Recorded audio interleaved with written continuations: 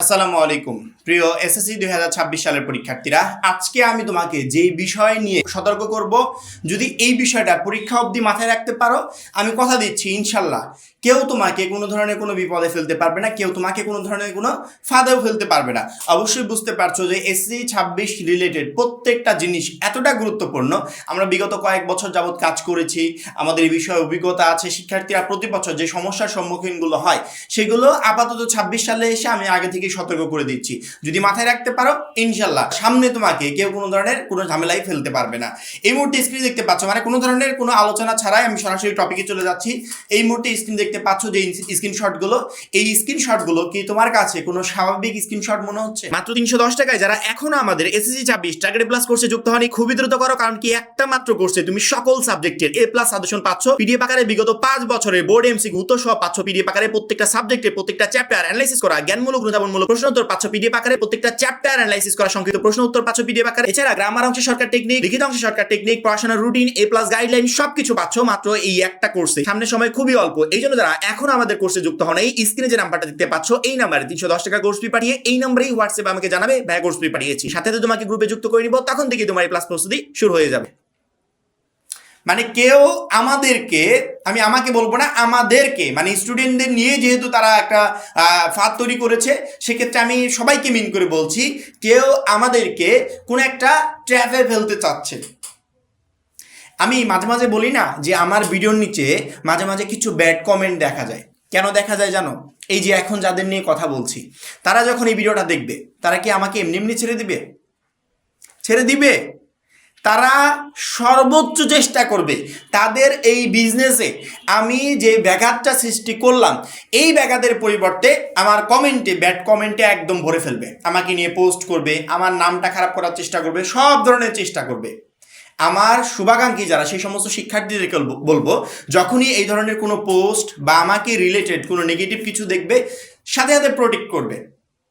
আমি ভালো কথা বলতে গিয়ে যদি দোষের শিকার হই, সেখানে তো আর আমার কিছু করার না। শিক্ষার্থীরাই সিদ্ধান্ত নেবে যে তারা কিভাবে এটা প্রোটেক্ট করবে, এটা আমি তোমাদের উপর ছেড়ে দিলাম। কালকে হঠাৎ করে যখনই আমি আমার হোয়াটসঅ্যাপে ঢুকেছি, ঢোকার সাথে সাথে দেখলাম মানে আমি নিজে কোনো গ্রুপে জয়েন হই নাই, আমাকে অটোমেটিক একটা গ্রুপে জয়েন করানো হয়েছে। যেই গ্রুপে মানে ক্লিয়ারলি বলা হচ্ছে যে এসএসসি পরীক্ষার কয়েকটা সাবজেক্টের প্রশ্ন দেওয়া হবে, যে প্রশ্নগুলো প্রথম প্রশ্ন তারা দিতে পারবে না, কারণ হচ্ছে প্রথম প্রশ্ন নাকি ওইভাবে পাওয়া যাবে না, পরবর্তী প্রশ্নগুলো দিবে। মানে এমনভাবে কথাগুলো লিখছে, এমনভাবে আর্টিকেলগুলো সাজিয়েছে যে কেউ একটা শিক্ষার্থী এগুলো বিশ্বাস করতে বাধ্য। বিশেষ করে যাদের সামনে বোর্ড পরীক্ষা, তারা তো মাসবি বিশ্বাস করবে যে এত সুন্দর করে বলছে, মানে বিশ্বস্ততার সাথে বলছে, সেক্ষেত্রে বিশ্বাস করতে বাধ্য। এখন আমি তো বিশ্বাস করব না, কারণ কি আমি 4-5 বছর ধরে এই ধরনের প্রতারকদের দেখে আসছি যে তারা ফাঁকি দিয়ে মানে মিথ্যা কথা বলে শিক্ষার্থীদের কাছ থেকে বড় রকমের একটা অ্যামাউন্ট হাতিয়ে নিচ্ছে। হাতিয়ে নেওয়ার পর কি করছে, তারা কোনো ধরনের কোনো প্রশ্ন দিতে পারছে না। এবং এই ধরনের কথা মানে প্রশ্ন ফাঁসের এই ধরনের গুজব আপাতত 26 সালে এসে হওয়ার তো কোনো সম্ভাবনাই নাই। কারণ কি 26 সালে শিক্ষামন্ত্রী কে? এহসানুল হক মিলন। তার সময়কালে কোনোদিন হয়ও নাই, এবং এই বছরে তিনি প্রতিজ্ঞা করেছে যে এই বছরেও ইনশাল্লাহ হবে না। এমন একটা পর্যায়ে এসে আমরা এখনো ওই ধরনের চিন্তা ভাবনা করছি, এখনো একদল মানে উঠে পড়ে লেগেছে আমাদের কি বিপদে ফেলার। সাপোজ তুমি ওই গ্রুপে মানে ওই ধরনের কমিউনিকেশনে বিশ্বাস করলে, আমার এই ভিডিওটা তুমি দেখো নাই, আমি যে সতর্ক করেছি এটা তুমি দেখো নাই, তুমি বিশ্বাস করলে, বিশ্বাস করার পরবর্তীতে তুমি কি করবে? বিশ্বাস করে তারা তোমাকে প্রশ্ন দিল, সেই প্রশ্নটা তুমি পড়ে পরীক্ষার দিন পরীক্ষা দিতে গেলে দেখলে যে একটা প্রশ্ন কমন আসেনি, অর্থাৎ যে প্রশ্নটা দিয়েছে সেটা এই বছরের প্রশ্ন ছিলই না, আগের বছরের কোনো একটা প্রশ্ন এডিট করে তোমাকে হাতে ধরিয়ে দিয়েছে, পরবর্তীতে দেখলে একটাও কমন আসেনি। তখন তোমার কি অবস্থা হবে? তোমার এই ফেলের জন্য কে দায়ী থাকবে? তুমি যদি কিছুই না পারো, তুমি পাস করবে কিভাবে?